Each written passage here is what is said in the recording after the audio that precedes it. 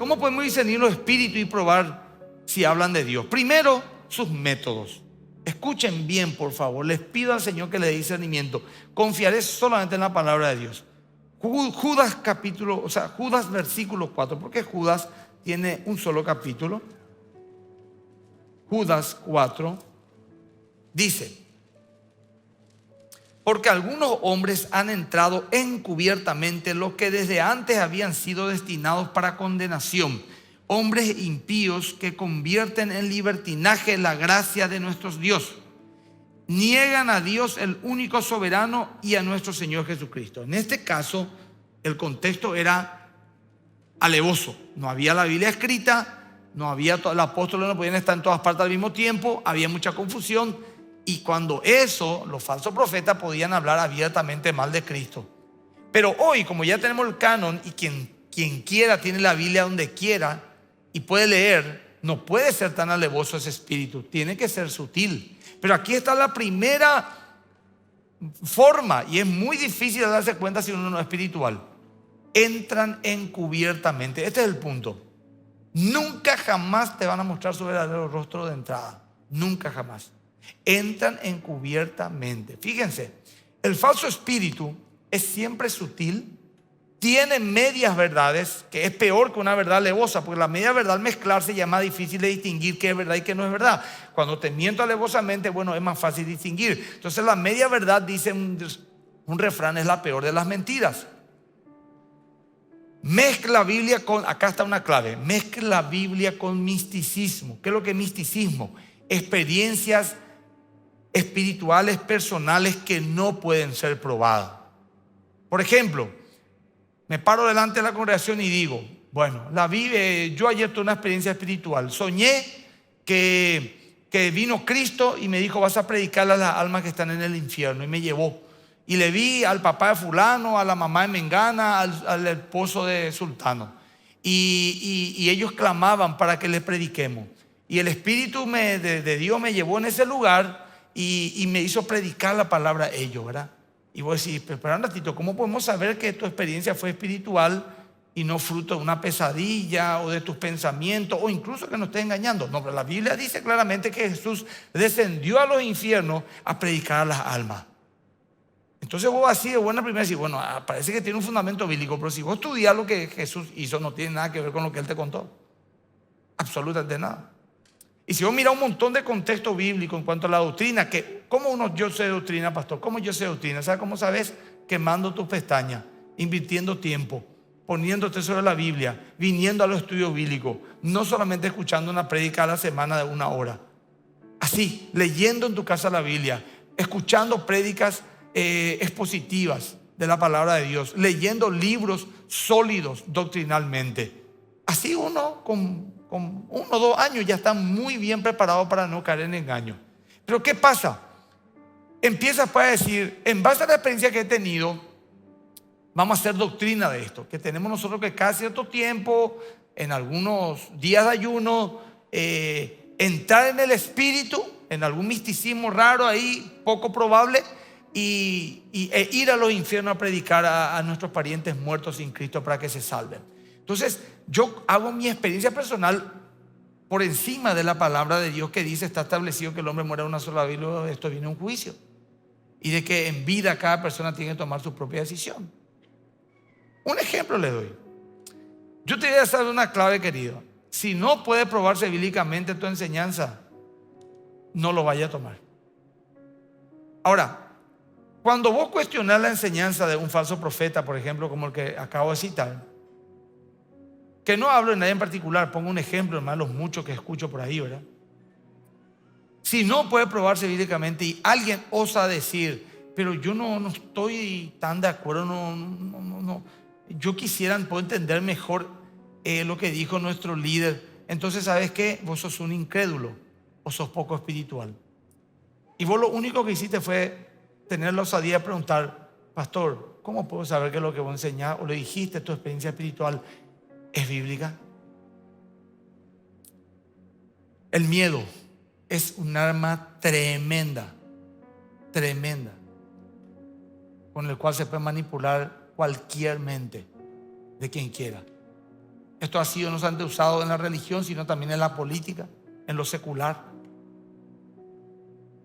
Siempre el miedo fundamental, crear enemigos externos. Si salí de este lugar, en otra iglesia no está la unción, en la otra iglesia no hay milagro, aunque la iglesia predique la palabra de Dios y sea sana doctrinalmente.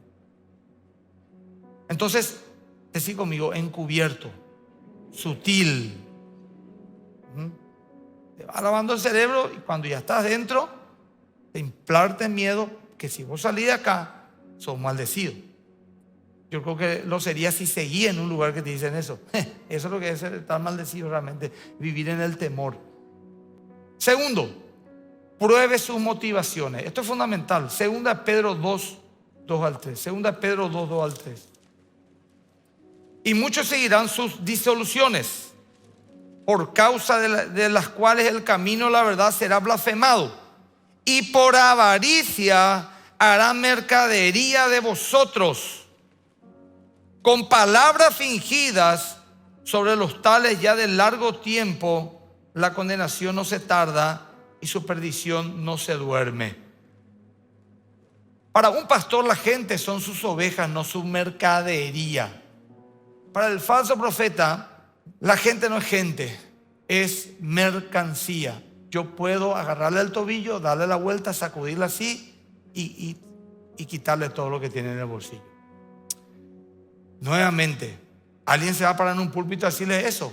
Por supuesto que no. Vamos a ser sutiles. ¿Se acuerdan del primer método? Generalmente, un falso profeta o predicador tiene que ser probado sus motivaciones. Si es codicioso o no. Repito, te vas a dar cuenta de lo que más hablas. De lo que más hablas es lo que abunda en tu corazón. ¿Verdad? Hay que tener sutileza para darse cuenta qué es lo que tanto habla, qué es lo que tanto, en qué enfatiza más su mensaje, qué toda la hora habla, qué enseña. Y en este caso hablamos de dinero, por eso vamos a hablar claramente de dinero. ¿Verdad? Dinero. ¿Verdad? Se enfoca mucho en el dinero y la prosperidad. Generalmente al falso le gusta títulos grandilocuentes. El ungido, el apóstol de la prosperidad, el iluminado, el profeta de estos tiempos, padre de naciones, padre de multitudes. No es difícil si querés ver.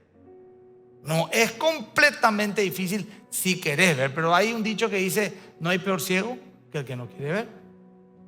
Tercero, y esto un poquito más sutil ya, ¿verdad? Porque no tiene que salir a luz, su moral. En Judas 4b, ¿qué decía? Vamos a mirar Judas 4b de vuelta. Ve sin la segunda parte. Dice: hombres impíos que convierten en libertinaje la gracia de nuestro Dios. ¿Quiénes son esos hombres? Hombres que te dicen, por ejemplo, somos salvos por gracia. Nuestra salvación es segura porque es un regalo de Dios. Entonces podemos vivir como querramos. La carne cuando peca, peca la carne, no el espíritu. Por lo tanto, podemos tener todo tipo de disolución sin que eso importe al espíritu, porque al espíritu no le toca. Y hacen doctrina quitando de contexto cosas absolutamente obvias, porque el Señor dijo que aquel que siga a Cristo se santifique, sin santidad no verá a Dios.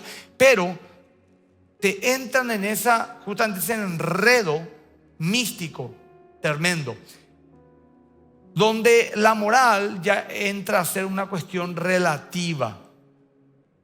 El cuarto, su ministerio. Mateo 7, 15 y 16. Mateo 7, 15 y 16. Guardaos de los falsos profetas que vienen a vosotros con vestido de ovejas, pero por dentro son lobos rapaces. ¿Cómo le conocemos a un profeta? Dice aquí el versículo 16: por sus frutos le conocerán. Hace un tiempo atrás hablé con un creyente que yo le leí esto porque me habló de un supuesto ungido con quien yo no comparto completamente su línea doctrinal. Me parece peligrosa y manipuladora. Y me dice él: pero uno puede decir que él no es de Dios, no ve sus frutos. ¿Y cuáles son sus frutos? Le digo. Y anda a mirar los milagros que hay en su iglesia, me dicen. Esos son frutos. Esos son frutos. Gente me preocupa, están dudando. ¿Esos son frutos? Dios mío. Vengan por favor entre semana, me asusta. Por supuesto que no son frutos los milagros. ¿Cómo el Señor va a decir por sus frutos le conocerán? Y después va a decir puede hacer milagros mentirosos y disfrazarse de ángel de luz. Por eso justamente dice en el 21, no todo el que me dice Señor, Señor entrará en el reino de los cielos, sino el que hace la voluntad de mi Padre que está en los cielos. Esos son los frutos. Muchos me dirán aquel día, Señor, Señor, no profetizamos. Esos no son frutos, son dones. No echamos fuera demonios. Esos no son frutos, son dones. No hicimos muchos milagros. Esos no son frutos, son dones. Pero la gente mira el don y no mira el fruto. Y el fruto tampoco es la caridad. Muchos delincuentes hacen grandes caridades. Por su fruto le conoceréis. De su fruto ya hemos hablado recién. Su carácter, su humildad, su celo por la palabra de Dios, su estilo de vida, su familia. El fruto es lo que vale, no los dones.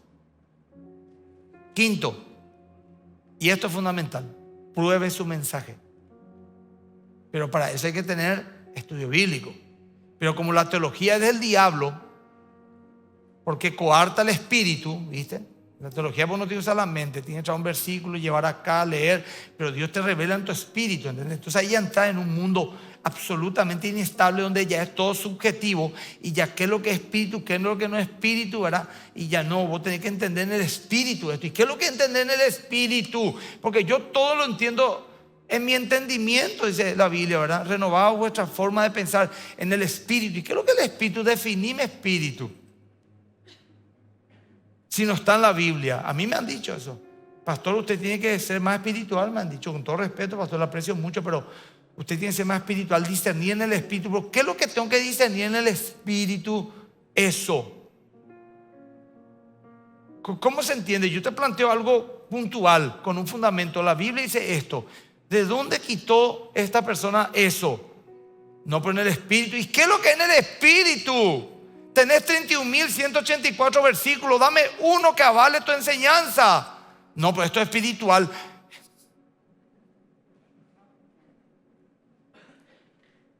Hay que inventar palabras, hermano. Porque si no, no es porque es un bloqueo. Es un bloqueo. Es un bloqueo. Yo conozco gente que me han dicho, pastor, ya entendí, me di cuenta, vi cosas terribles. Él dice que si salgo ahí voy a ser maldecido. Sé que eso no es de Dios, que la Biblia no me va a maldecir a mí por ir con mi conciencia y porque lo que creo en la Biblia. Pero no puedo salir. ¿Y por qué? Tengo miedo. Me lo han dicho a mí. No puedo. Está atado.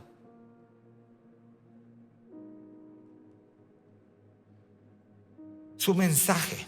Primera de Juan 4, 2, 3. ¿Qué dice? En esto conoced el Espíritu de Dios. Todo espíritu que confiesa que Jesucristo vino en carne es de Dios. Y todo espíritu que no confiesa que Jesucristo vino en carne no es de Dios. Y este es el espíritu del anticristo, el cual vosotros habéis oído que viene y ahora ya está entre nosotros. Ahí está, dice. El ungido de mi congregación dice que Jesucristo vino en carne. Te explico. Cuando esto escribe Juan, estaba atacando directamente a un sector llamado los gnósticos. Ellos consideraban que todo lo material es pecaminoso y todo lo espiritual es santo. Entonces ellos decían, Jesucristo no pudo haber venido en carne, porque si Cristo, que es santo, viene en carne, peca, y Él no puede pecar. Entonces ellos negaban la encarnación, doctrina fundamental apostólica, y ergo, si no se encarnó, no murió, no fue sacrificado en una cruz. Y negaban el fundamento de nuestra fe, que es la resurrección de Cristo. Entonces Juan decía que todo supuesto iluminado que les diga que Jesucristo no vino en carne porque la carne o la materia naturalmente es pecaminosa, está enseñándole algo falso que contradice lo que nosotros los apóstoles le hemos enseñado, dijo Juan. Eso dice en otra palabra. Entonces aquí no se trata si dice o no que Jesucristo vino en carne. Se trata de que juguemos lo que enseña. Lo que enseña. Muy difícilmente un falso profeta te diga hoy Jesucristo no vino en carne. Habrá. Te va a decir sí vino en carne. Pero después lo que enseña en base a eso ¿Qué enseña esta iglesia? ¿Está ajustada a la palabra de Dios? Su mensaje avala más el fruto, el mensaje bíblico. Nunca les conocí, dice, a los que hicieron milagros en su nombre. ¿Cómo entonces se sabe? Porque dijo un supuesto apóstol, dijo varias veces, que la señal inequívoca que una iglesia tiene es de Dios, son los milagros. Eso dijo. Y yo escribí un artículo hace unos años en mi muro, y algunas personas que seguían a ese hombre acá en Paraguay me dieron con todo en ese muro, porque yo expliqué bíblicamente que lo que él dijo es una gran mentira, de que jamás de los jamás en una iglesia podemos saber si es de Dios o no es de Dios en base a los milagros. ¿Por qué? Porque hay milagros mentirosos, porque el diablo se disfraza de ángel de luz, porque es un engañador. Entonces, ¿cuál es la señal inequívoca de que una iglesia es de Dios o no es de Dios? Dos cosas: su mensaje, si no es conforme a la palabra, deséchenle. Mi palabra es verdad, mi palabra, ya vosotros estáis limpios por mí, la palabra que he hablado. Y el testimonio. Entonces, ¿puede haber pecadores en una iglesia? Claro que lo hay. Vos sos uno de ellos. Yo también soy pecador. Pero no puede haber una iglesia que tenga un testimonio, por ejemplo, que sea un pecado corporativo alevoso. Por eso es que nosotros estamos ajustando todo lo que podemos, la enseñanza, para que la gente renueve su mente. Entonces, ¿el mensaje es cristiano, es bíblico o no? Porque si se trata de los milagros, entonces andate ahí a algún curandero y te va a decir también que hay muchos milagros, y la gente te va a testificar. O ese gracias tan expedito no es acaso, ¿por qué? Es porque oró y no se le dio lo que quería. ¿Sabes lo que eso significa? San Expedito, quiero para mi casa. Te va a contar que de una manera sobrenatural se le dio su casa. San Expedito, me quiero curar de esta enfermedad que el médico me dijo no me puedo sanar, le dijo allá en el hospital. ¿Y sabe qué pasó? Se curó y puso su cartel. Así que los milagros, hermano querido, por favor, miren entre el budismo, miren entre los maometanos, mire entre las religiones paganas, los milagros están todo el día ahí. Creemos los milagros, pedimos milagros, hay gente que ha testificado acá sanidades muy importante, pero nuestro énfasis en esta iglesia no están los milagros, está en la palabra de Dios y en el testimonio, porque eso dice la Biblia. Eso nomás yo quiero dejar en claro, ¿verdad? Eso nomás quiero dejar en claro. Creemos los milagros, oramos por la gente. Diana se llama una joven que firmó un documento que nos hacía responsable de nada, se curó, está trabajando. Eso es un milagro porque Dios lo hizo, no porque hay un ungido. Porque se creyó en Dios. Porque la gloria es de Dios, no del ungido. ¿Cómo probamos los espíritus? Primero, la palabra de Dios. Efesios 2:20, que dice, tan claro es: edificados sobre los milagros que hacen vuestros pastores y las profecías que se han cumplido, poniendo como principal piedra ángulo al ungido. Eso dice la Biblia en muchos. Pero la Biblia que yo leo y la que fue escrita por los apóstoles dice: edificados sobre el fundamento de los apóstoles y profetas, siendo la principal piedra de ángulo Jesucristo mismo. ¿Cómo fue escrito la Biblia? ¿Por quiénes fue escrito la Biblia? El Antiguo Testamento prioritariamente por apóstoles, por profetas: Elías, Isaías, Jeremías, David, que era un profeta. Y el Nuevo Testamento, Pablo, Santiago, Juan, Pedro, apóstoles. Edificados, en otras palabras, sobre el fundamento de los apóstoles y los profetas, siendo la principal piedra de ángulo Jesucristo mismo. Entonces, la palabra de Dios es lo primero. La Biblia debe de ser predicada, enseñada. Las doctrinas deben de estar basadas en ella, no en las experiencias espirituales personales. Yo puedo tener mi propia experiencia, pero yo no puedo tirar eso así con mi experiencia personal, hacer un parámetro para todos. No puedo. Yo lo único que puedo enseñar a la gente es lo que la Biblia dice expresamente. Ojo, yo respeto las revelaciones personales, pero ¿sabes dónde tengo problemas? Cuando me querés enseñar como doctrina tu experiencia. Porque cualquier locura puede de repente tener como experiencia. A mí me han dicho barbaridades ya. Que enseñe porque era de Dios. ¿Por qué? Porque era su experiencia. Digo, no, discúlpame, no puedo hacer eso. La Biblia, yo solamente tengo que enseñar la Biblia. Porque dice 1 Corintios 4:6, es importante no ir más allá de lo que está escrito. Ahora, antes por lo menos, yo le dije la otra en la reunión de pastores acá, antes pastora, ayúdenme usted que tienen tanta experiencia, yo ya tengo mis 21 años de pastorado, 50 años de edad, pero ustedes tienen 80, 70 años. Y cuando yo tenía 10, 12 años, yo me acuerdo perfectamente cuando mi mamá me llevaba a la iglesia, que los pastores se paraban, abrían su Biblia, ustedes se paraban, sus pastores que ya no están, que están muertos, le dije a los pastores, sus pastores que hoy si vivían tendrían 100 años de edad y que ya murieron hace 20, 30 años, a los 80 años, se paraban y decían, así dice la Biblia. Pero hoy yo como pastor y con 50 años de edad, veo que esta generación escucha más a un pastor pararse tras un púlpito y decir, así Dios me dijo. ¿Qué es lo que está pasando? Cierto que Dios te puede hablar, claro, yo creo que Dios me habla a mí también. Pero yo no puedo fundamentar mi enseñanza en base a mi experiencia personal, espiritual. Yo tengo que pararme acá y explicarte lo que dice la Biblia. La exposición de tu palabra alumbra y hace entender al simple, dice la Biblia en el Salmo 119. ¿Entienden la diferencia? No estoy yo demeritando las experiencias espirituales personales. Lo que estoy aclarando a ustedes es que a mí no me pueden venir con experiencias personales a establecer doctrina en un lugar. Esto es así porque el ungido tuvo un sueño.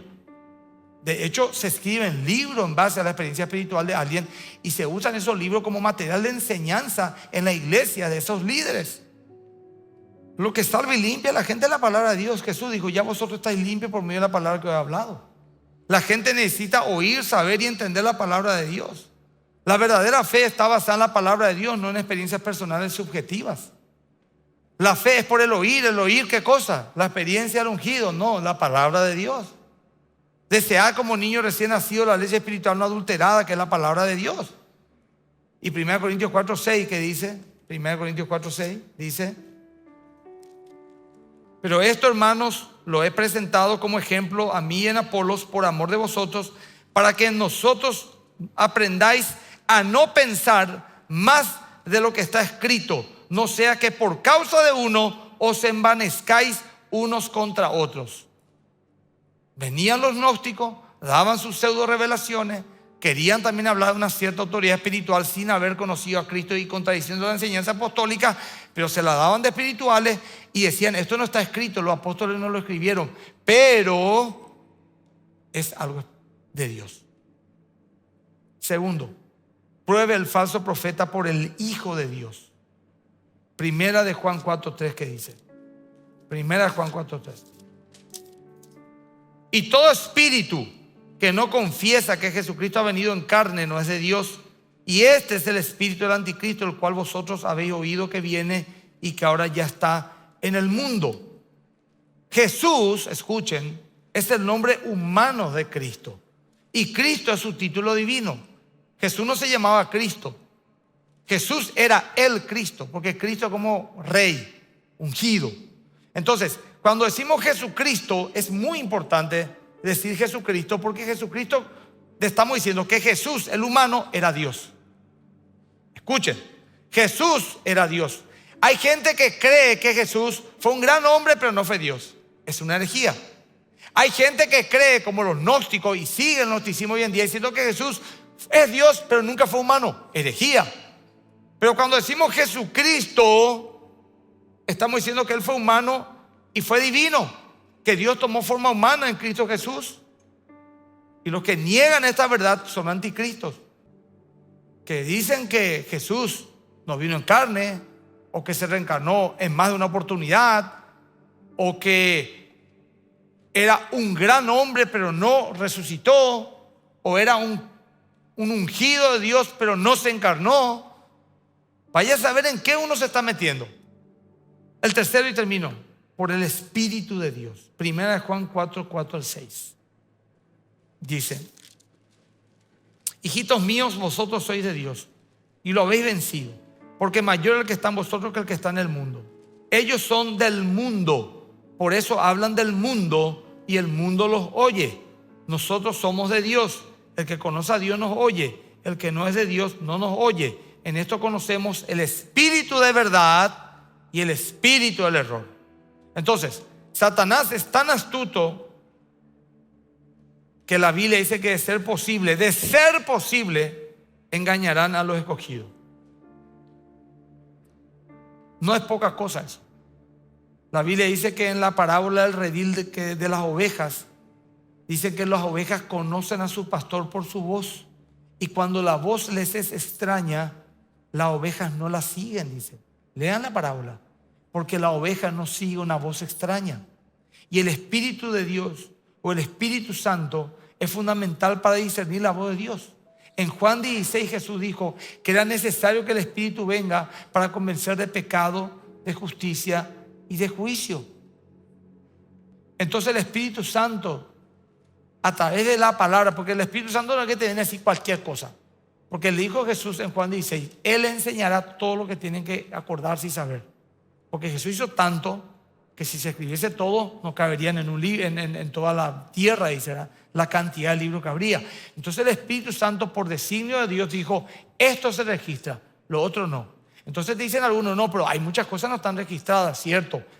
Y eso entonces viene a través de los cientos de años que la gente... No, pero espera un ratito. Si esa tradición está en contra de la Biblia o no puede ser la bíblicamente, tenemos que desecharla. Porque el Señor dice que es importante no ir más allá de lo que está escrito. Y que el Señor dice que el Espíritu Santo a los apóstoles le haría saber las cosas que debían de escribir y recordar. Así que esto es oro puro. Y cuando dejamos esta palabra por experiencias personales espirituales o por pseudo revelaciones que no pueden ser probadas bíblicamente, estamos entrando en un terreno sumamente peligroso. Sumamente peligroso.